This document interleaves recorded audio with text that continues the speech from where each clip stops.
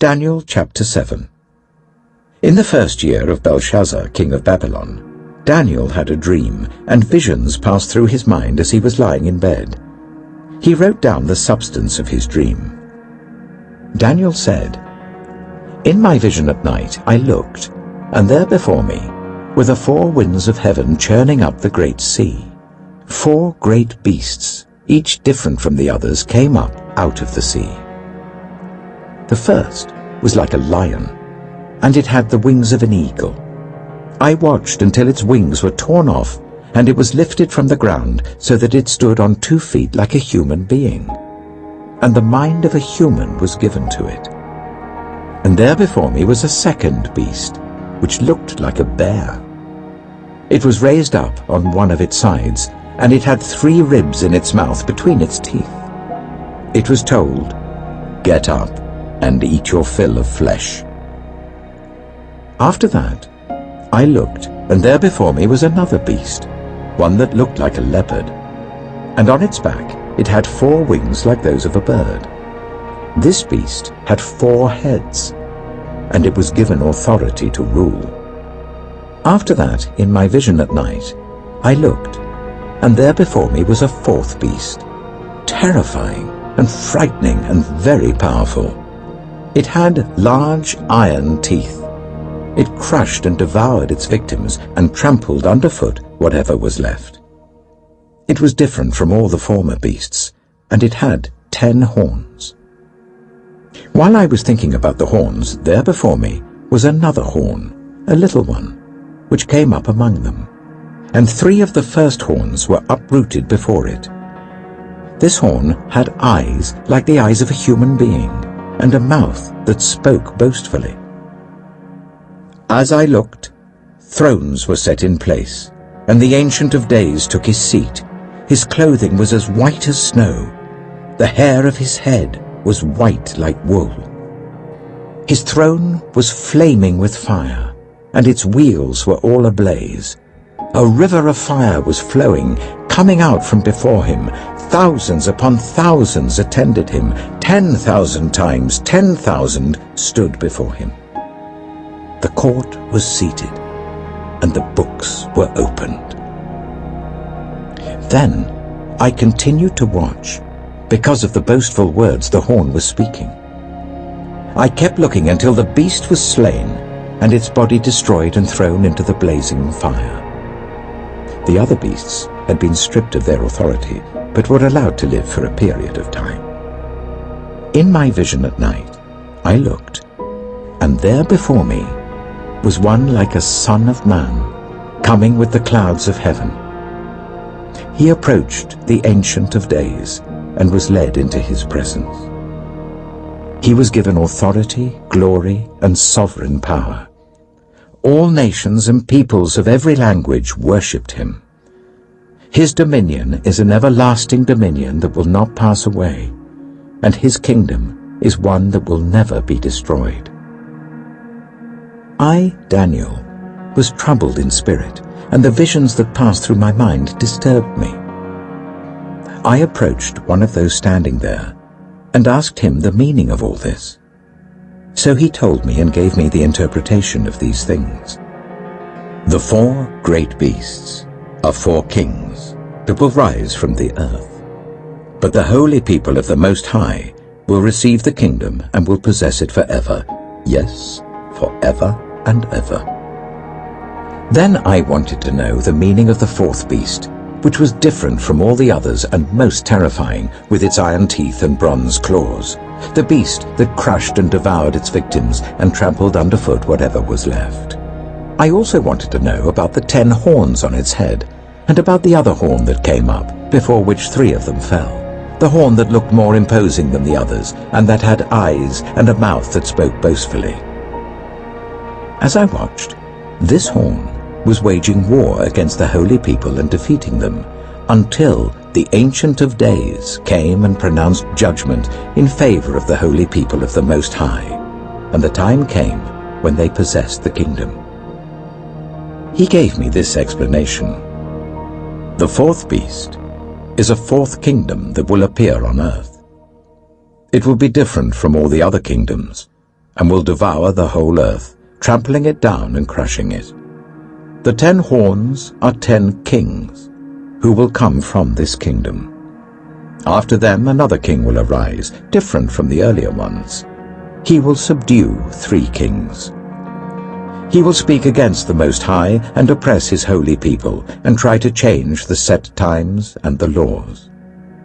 The holy people will be delivered into his hands for a time, times and half a time. But the court will sit, and his power will be taken away and completely destroyed forever. Then the sovereignty, power, and greatness of all the kingdoms under heaven will be handed over to the holy people of the Most High. His kingdom will be an everlasting kingdom, and all rulers will worship and obey him. This is the end of the matter. I, Daniel, was deeply troubled by my thoughts, and my face turned pale, but I kept the matter to myself. Daniel chapter 8. In the 3rd year of King Belshazzar's reign, I, Daniel, had a vision, after the one that had already appeared to me. In my vision I saw myself in the citadel of Susa, in the province of Elam. In the vision I was beside the Ulai Canal. I looked up, and there before me was a ram with 2 horns standing beside the canal, and the horns were long. One of the horns was longer than the other, but grew up later. I watched the ram as it charged towards the west and the north and the south. No animal could stand against it, and none could rescue from its power. It did as it pleased, and became great. As I was thinking about this, suddenly a goat with a prominent horn between its eyes came from the west, crossing the whole earth without touching the ground. It came towards the 2-horned ram I had seen standing beside the canal and charged at it in great rage. I saw it attack the ram furiously, striking the ram and shattering its 2 horns. The ram was powerless to stand against it. The goat knocked it to the ground and trampled on it, and none could rescue the ram from its power.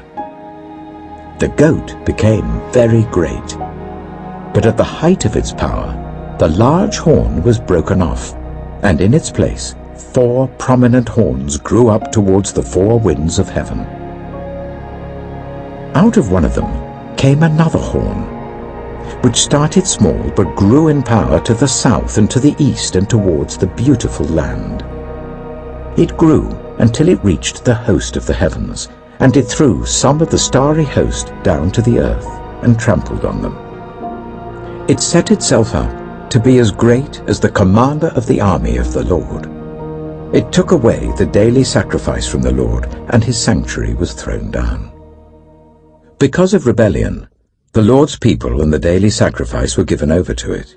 It prospered in everything it did, and truth was thrown to the ground. Then I heard a Holy One speaking, and another Holy One said to him, "How long will it take for the vision to be fulfilled?" The vision concerning the daily sacrifice, the rebellion that causes desolation, the surrender of the sanctuary, and the trampling underfoot of the Lord's people. He said to me, "It will take 2,300 evenings and mornings. Then the sanctuary will be reconsecrated." While I, Daniel, was watching the vision and trying to understand it, there before me stood one who looked like a man. And I heard a man's voice from the Ulai calling, "Gabriel, tell this man the meaning of the vision." As he came near the place where I was standing, I was terrified and fell prostrate. "Son of man," he said to me, "understand that the vision concerns the time of the end." While he was speaking to me, I was in a deep sleep with my face to the ground.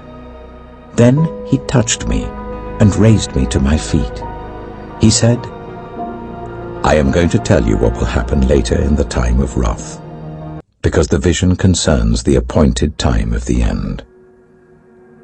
The 2-horned ram that you saw represents the kings of Media and Persia. The shaggy goat is the king of Greece, and the large horn between its eyes is the first king. The 4 horns that replace the one that was broken off represent 4 kingdoms that will emerge from his nation, but will not have the same power. In the latter part of their reign, when rebels have become completely wicked, a fierce-looking king, a master of intrigue, will arise. He will become very strong, but not by his own power. He will cause astounding devastation and will succeed in whatever he does.